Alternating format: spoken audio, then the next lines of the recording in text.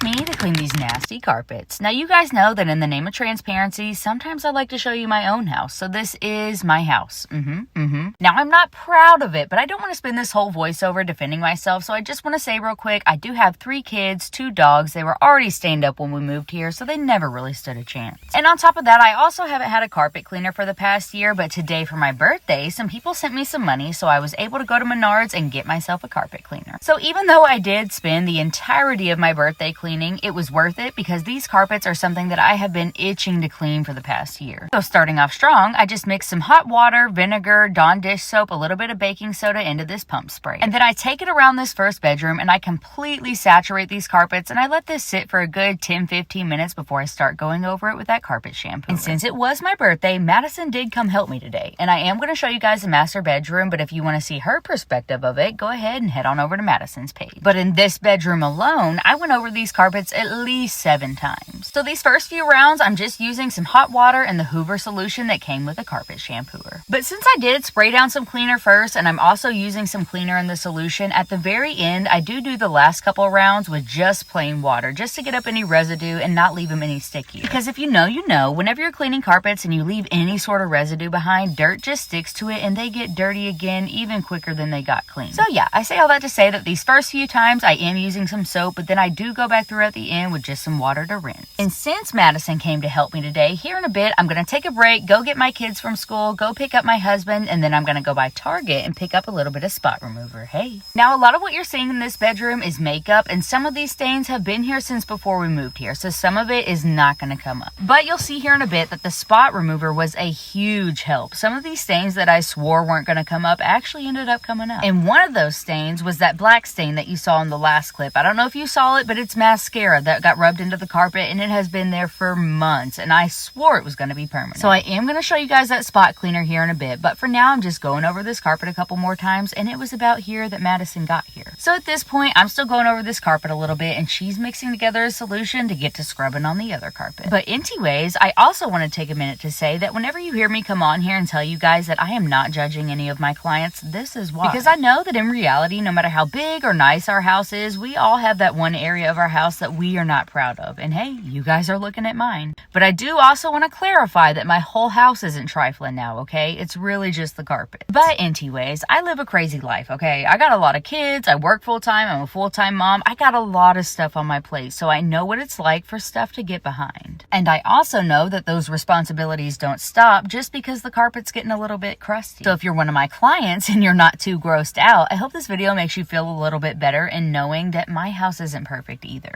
And honestly, nobody's house is. Even people who live in multi-million-dollar homes still get stains in their carpets and upholstery sometimes. So hey, there ain't nothing wrong with us now. But here I am just taking that Folex stain remover and I am just completely saturating these stains, rubbing them in a little bit, and I'm letting it sit for a good 15-30 minutes before I start going over it. And at this point, since I have been using a lot of solution and I'm going back in with this stain remover, what you're going to see me using from here on out is just plain old water. And I wanted to try to get the water dumps as clear as possible, but after 4 hours of doing this and they were still coming up brown, I realized it just wasn't going to happen tonight. So I'm just letting you guys know now that the water does come out a couple shades lighter, but it is still dark. It is. And it's also about this time that all my kids are home and it's dinner time. And since I wanted to let this carpet dry for a good hour before they walked on it, I decided I'm going to have to stop sometime soon either way. And sometimes whenever I'm cleaning upholstery or I'm cleaning carpet, people will wonder, how do I dry it and how long does it take to dry? And in that master bedroom, we do have a ceiling fan. So in that room, I have that going full speed, but in this one, I just have a box fan on high. And I personally spend a lot of time sucking up water whenever I'm cleaning carpet because I never want to leave them too wet. I don't want any moisture to really seep into that padding underneath. So whenever I'm done with these, they're honestly already pretty dry, but of course not all the way dry. So I think it does take a good 4 hours, but sometimes it might even take up to 12. Who knows? I guess it really just depends on how much water you use and how much water you're sucking up at the end. So every situation might be a little bit different. And this right here is mine and my husband's bedroom. And I think this was the only section of carpet where every single stain came up. So hey, there's that. And my old carpet shampooer that I had was a Bissell. I'm usually not a Hoover girly, but I saw this one on TikTok before. It seemed like it did really well, so I wanted to give it a try. So when it comes to vacuums, I am and always will be a Shark girly, but I gotta say, this Hoover carpet cleaner wasn't that bad. bad considering what it was going up against now. So yeah, even though there's probably some people watching this that are totally grossed out right now and thinking, what the heck? I know that there's also a population of people who can relate to exactly what this carpet looks like and exactly how it got here. So hey, if posting my nasty ass carpet helps at least one person feel better about the situation, then it was time well spent. You guys already know that over here, it's not about how it looks or how it got that way, it's about how we're gonna clean it up. Ooh, and fun fact that I cannot believe I forgot to mention until now, this Hoover was on sale today for $100. So here's to a good deal and this carpet cleaner hopefully lasting many, many more years, or at least until we get this carpet replaced. But if you've made it to this point in the video, or if you interact with it in any way, you are helping me do just that. I pinky promise you won't see the carpets like this again, but if you like to see satisfying cleans and you aren't already, make sure to give me a follow. See you next time. Love you. Bye.